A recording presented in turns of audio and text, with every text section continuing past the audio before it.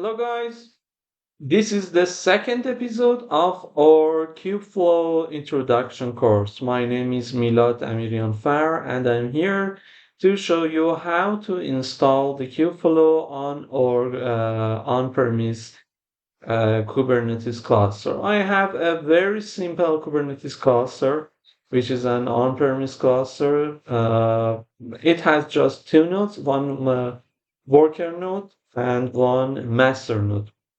Although I deleted the corresponding taints for master node, which was control plane, and right now I'm able to schedule the pods in both nodes.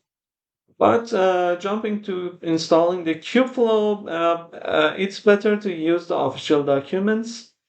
And right now I'm in the official website of Kubeflow. Before clicking on the Get Started, let's see what we have here. Actually, Kubeflow has multiple components for multiple targets. Yeah, in MLOps cycle, we have multiple steps, and each steps is focused in one problem or trying to provide one unique solution.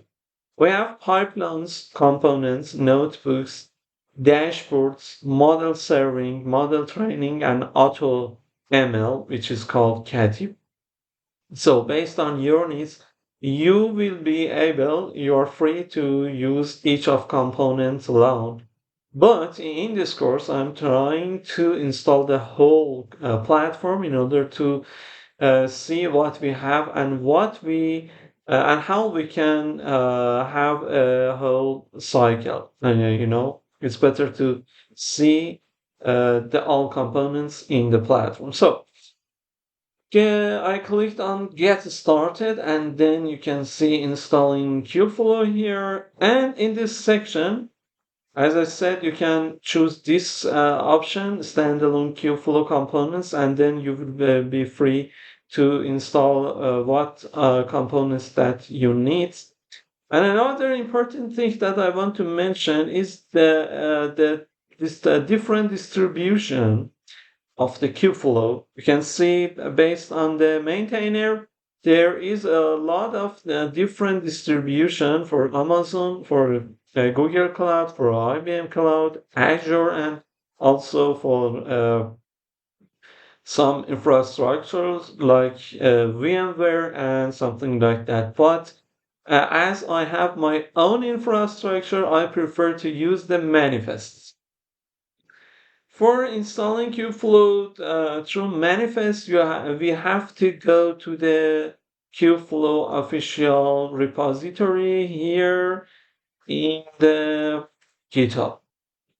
That's it, and you can see this the corresponding instruction. We have the option for installing with a single command, and also we have another option for installing individual components. As I said, I want to install the whole platform, so it's better to use the install with a single command instruction. Where was that? That's it. Okay. Okay. But before the installation, we have to check the requirements, actually prerequisites. We need the Kubernetes 1.29 plus, and the more important things is you need to have customized and also a storage class. For having a storage class, it's better to install NFS Provisioner in your cluster. And NFS Provisioner automatically will build you a storage class, which is a default storage class for the whole cluster. If you don't know how to install NFS Provisioner, just leave me a comment in the YouTube, in the video page in the YouTube, and I will provide you another video for installing NFS Provisioner because it is not in the scope of this video. So take care about the hardware requirements. It is about 32 gigabyte of RAM and 16 CPU cores recommended. Also, uh, you need kind, but as I said, I have my own cluster, so uh, there's no necessary to install kind. And also Docker, I installed my cluster on through containerd, and you have to run these important commands on uh, all nodes. Sorry. Okay, that's it. So after doing all of those, you just need to copy this command and cloning the repository, and that's it. So let's jump to the uh, command line. Okay, let's see what we have before installing the Kubeflow. I have my Kubernetes cluster, and these are the default namespace for Kubernetes cluster. This is my NFS provisioner here, and also I have my default storage class that's here. And it is very important before installing the Kubeflow. So let's to jump to the command line and copy and paste the command here. Sorry, that was my that's so I copied this and that's it. Let's see what happened. Okay, I'm in wrong. Let's see what we have here. Okay, I have to edit the comment. That's it. And this is example. This example is actually a folder in the let's see. Actually, in the manifest, we have multiple folder. One of them is the example. So we need to run the this YAML, which is located in example folder. It's here. So I need just to uh, correct the command. It's here, and then I will run the command example and manifests. Okay, let's run it, and that's it. So during the installation with Customize, maybe you will encounter some errors. Don't be worry about that. Don't be panic because uh, uh, the Kubeflow has more than 60 pods, and pulling the image will be time consuming. So you may have encounter errors. Don't be panic about that. Just waiting and see the cluster here, and that's the cluster, and that's it. You see, it is running, and some containers, some pods in container creating modes, another pod is in error mode, another in crashback lookup. Just waiting for installing all of those pods, and there's no need to do anything else. Just wait, and everything will be installed. I will pause the video and will come back after installing everything. Okay, let's come back and see what we have here. As you see, the majority of pods in running steps, but we have a problem just with this pod. Don't worry about that. I will come back again and fix this. And for now, we can run everything without any problem. So as I said, it's about 60 pods. So you need to just wait and wait, and you can see here the customize will run again and again yet in order to make sure that all pods is installed correctly.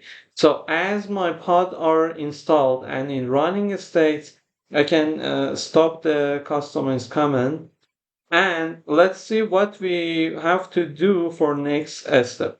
After installing with a single command option, which was that command, actually this command, you can just click here and check the all of your paths as I was in K9. As you can see that we have all of these namespaces here and everything is all right.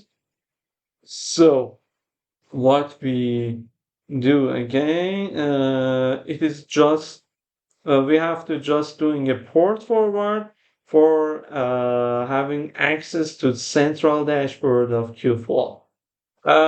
We have some other options in order to expose the Kubeflow and Kubeflow dashboard through the public IP and domain, but it is not in the scope of this video.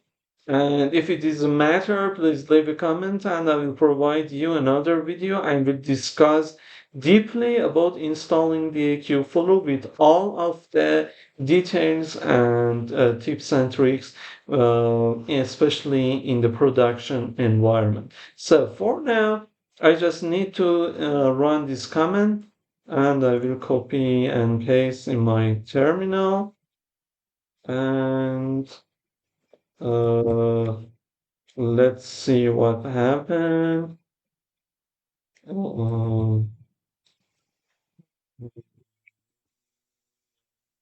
68 200 140 and let's see what happened. Uh, okay, nothing happened. Mm, Word forward 8080. That is one. Okay. So it should work, but let me check again. Mm,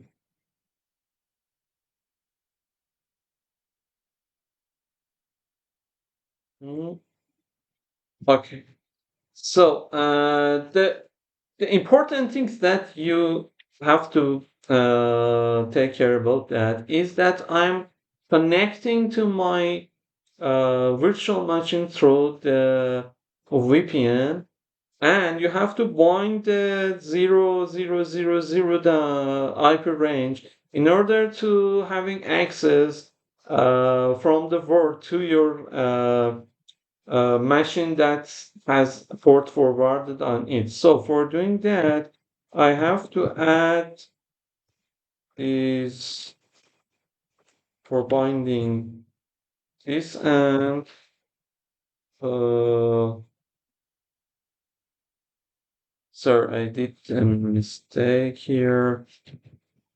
I should add this flag here and it should work now. Really? Oh, that's it and that's it. So right now, it should work. Ta-da! So this is our Kubeflow, and we have to sign in with this. So the main important question here is what's the login information? So we can check the repository and you can see there is a default username and password, which is user@example.com and also 1234 and 1234. So let me copy and paste and then type 1234, 1234 and see what happened here. That's it. That's it. This is our main Kubeflow dashboard, which have some option here. And we have all of components here like TensorBoard, notebooks, volume, Katib, also pipelines. And this is the central dashboard. So in next episode, I will check all of these and have a brief review about all of these components. So thank you very much for joining me in this video, and I'm waiting for you in next episode. Thank you very much, and bye bye.